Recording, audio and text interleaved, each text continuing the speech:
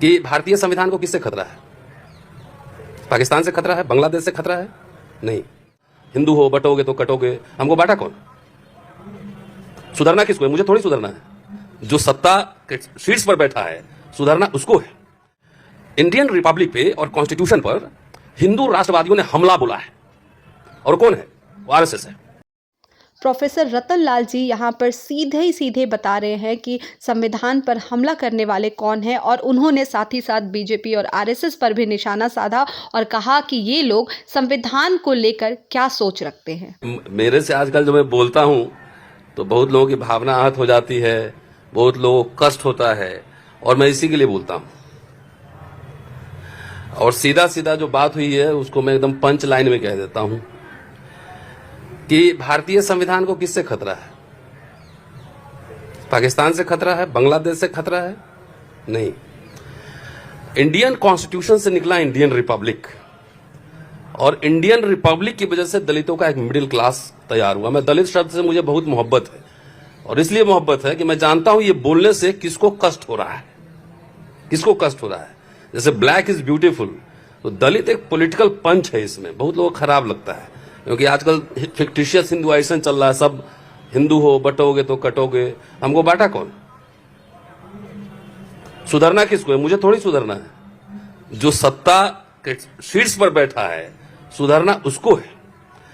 तो सीधा और सीधा कहिए, सीधा घुमा फिरा के नहीं। इंडियन रिपब्लिक पे और कॉन्स्टिट्यूशन पर हिंदू राष्ट्रवादियों ने हमला बोला है, और कौन है? वो आरएसएस है। और इसलिए मैं खुल के कहता हूं कि आरएसएस से संविधान को बचाना है, बीजेपी से बचाना है संविधान को, राइटिस्ट फोर्स से इससे बचाना है। और संविधान खत्म करने की कभी घोषणा थोड़ी होगी, उसके प्रावधान खत्म कर दिए जाएंगे।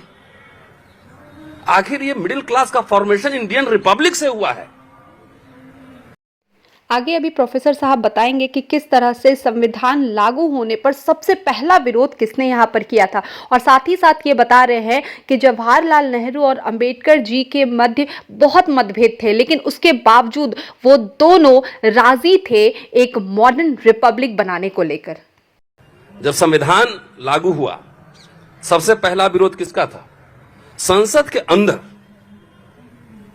विरोध नहीं था, संसद के बाहर ऑर्गेनाइजर में जाकर लेख 4 दिन बाद लेख छप गया कि भारतीय मिजाज के हिसाब से नहीं है।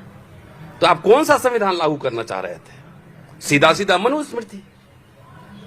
तो ये तो खास तौर से भारत के जनता को सीधा लाइन ड्रॉ करना पड़ेगा। देखिए, जवाहरलाल नेहरू अंबेडकर में बहुत सारे मतभेद थे, लेकिन तब भी एक मॉडर्न रिपब्लिक बनाने पे दोनों सहमत थे। जितने पार्लियामेंट में सिंबल बने वो सब बुद्धा से आया, अशोक से आया, अशोक चक्र तमाम। लेकिन ये सिंगल लाने की क्या जरूरत है?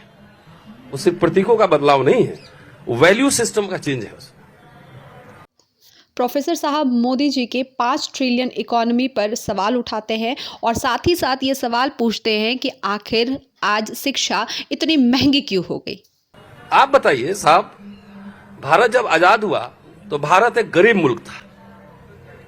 आप भी गांव में पढ़े होंगे, सरकारी स्कूल में, हम भी पढ़े सरकारी स्कूल में।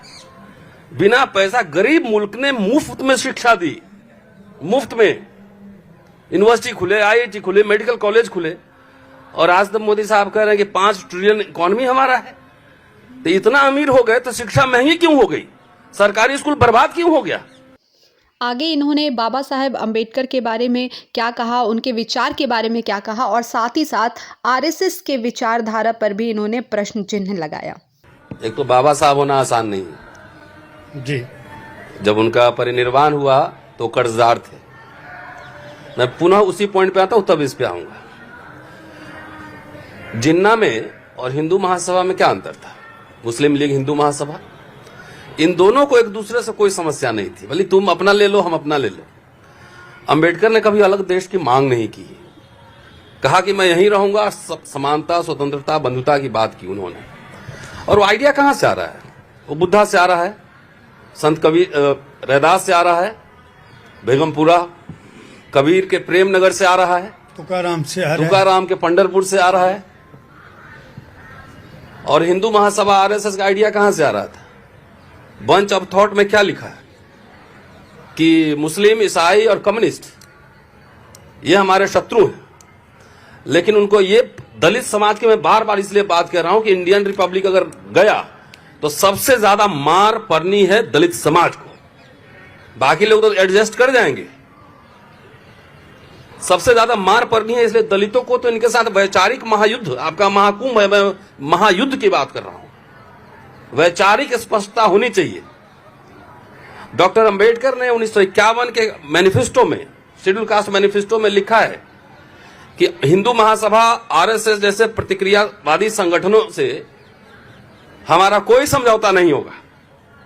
और मैं बार बार एक बात कहता हूं जयप्रकाश जी कि यह वैचारिक लड़ाई है, जात की लड़ाई नहीं है। हो सकता है कि आप हमारे पक्ष में हो, हमारे कई साथी हमारे पक्ष में हो, और मेरे घर का भाई ही मेरे विरुद्ध हो, यह भी हो सकता है। तो मैं बार बार एक बात कह रहा हूं कि दलित जितने नेता हैं ना, वो हिंदू राष्ट्र की पालकी ढो रहे हैं। व्यक्तिगत मुक्ति का स्पेस तो ब्राह्मणिकल सिस्टम रहा है। मौर्य कोई क्षत्रिय थोड़े ही थे, गुप्त कोई क्षत्रिय थोड़े ही थे, लेकिन राजा बने। व्यक्तिगत मुक्ति का स्पेस हर समय रहा है, लेकिन it was expected from the king to uphold the varnashrama dharma. ये साहित्य ही कह रहा है, संस्कृत साहित्य कह रहा है कि राजा का काम है वर्णाश्रम धर्म की रक्षा करना। अब बिहार में देखिए जीतन राम मांझी है, आप चिराग पासवान है, एक सीट दे दो किसी तरीके से, ये अंबेडकरवाद है। अभी महाराष्ट्र के जो मंत्री बने हुए हैं, क्या नाम है उनका सर, मैं नेता का नाम कम याद रखता हूं, रामदास अठवले साहब हैं। कहीं अगर सीधा मैनेज नहीं हो रहा है तो इनडायरेक्ट मैनेज कर ले रहा है, इनडायरेक्ट मैनेज कर रहा है। तो अंबेडकर, नेहरू, आप एक बार बताइए, दलित समाज को सोचना होगा कि इंदिरा गांधी जब जमींदारी का उन्मूलन कर रही थी तो दलितों के पास कोई जमींदारी था क्या? उसका फायदा किसको हुआ? प्रिवी पर्स अगर खत्म कर रही थी, ये तो कांग्रेस वाला लोग भी नहीं बोलता है, हम लोग तो एकेडमिशियन एक्टिविस्ट है, सही बात बोल देते हैं कि जब प्रिवी पर्स खत्म हुआ तो दलितों के कोई राजे रजवा रहे थे कि उनका प्रिवी पर्स खत्म हो गया। जब बैंक का नेशनलाइजेशन हुआ तो बैंक का नेशनलाइजेशन का फायदा किसको हुआ? सब लोगों को हुआ, लेकिन दलितों को भी हुआ। पब्लिक इंस्टीट्यूशन खड़ा हुआ, सेल गेल भेल सब, तो उसमें दलित लोग को नौकरियां नहीं मिली। यूनिवर्सिटी फ्री एजुकेशन, हम लोग 5 रुपया देकर पढ़े हुए, पूरे जिंदगी में 8,000 रुपया फीस दिए होंगे। आज ये बच्चा लोग बैठा हुआ, पूछिए तो दिल्ली यूनिवर्सिटी में बिहार से आके कोई लड़का 20,000 से कम में पढ़ सकता है क्या? तो इसका लाभ सबको मिला। पब्लिक इंस्टीट्यूशन के जवाहर नवोदय विद्यालय खुला तो सब लोग पढ़े, हमारे लोग भी पढ़े।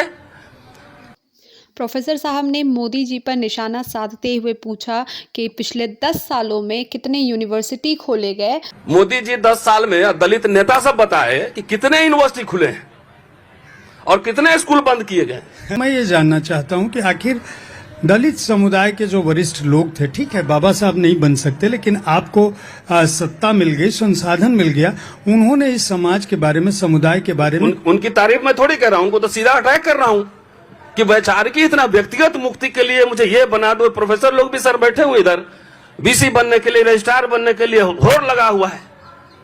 अरे भैया, जब एक शहर पे कोई बम गिरता है ना तो वो मंदिर दिखता है नहीं, मस्जिद दिखता है। जब प्रोफेसर साहब ने यहाँ आगे निजीकरण यानी कि प्राइवेटाइजेशन पर भी निशाना साधते हुए सरकार पर सवाल खड़ा किया। जब निजीकरण हो गया, मैं अपने कॉलेज के चौकीदार जो सिक्योरिटी गार्ड होते हैं, मैंने पूछा कि कितना तनख्वाह मिलता है, तो 12, 14, 15,000।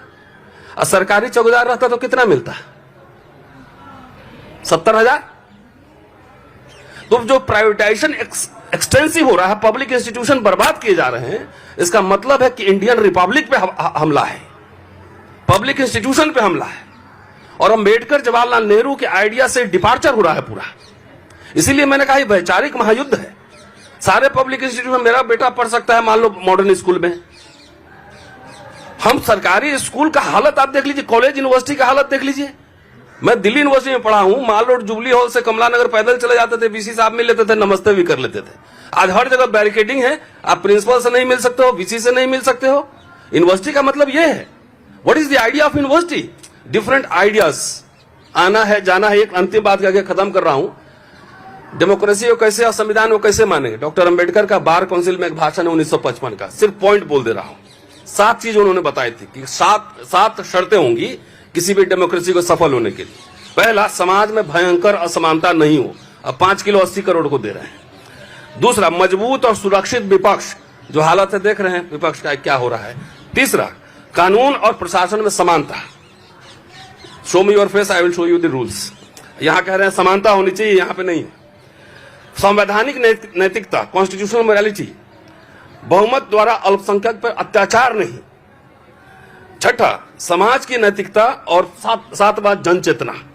इस 7 कसौटी पे आप खड़ा कर लीजिए कि पिछले 10-20 साल में हम कितना डिटोरिएट किए हैं और कितना आगे बढ़े हैं, तभी तो संविधान को समझ में आएगा ना। संविधान पे हमला करने वाले कौन हैं, उनकी वैचारिकी स्पष्ट होनी चाहिए।